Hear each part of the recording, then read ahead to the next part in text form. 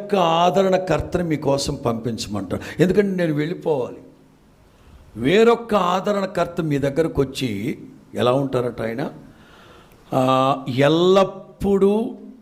ఎల్లప్పుడూ మీతో కూడా ఉండేందుకు. నాకైతే నా తండ్రి నియమించిన నిడివి 33.5 సంవత్సరాలే. నేను వెళ్ళిపోవాలి. పరిశుద్ధాత్మ అనుభవాలు.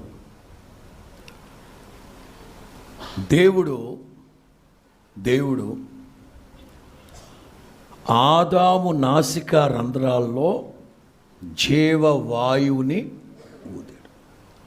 ఒక్క వ్యక్తి నాసిక రంధ్రాల జీవవాయువుని యేసుక్రీస్తు మేడగదిలోనికి వచ్చి,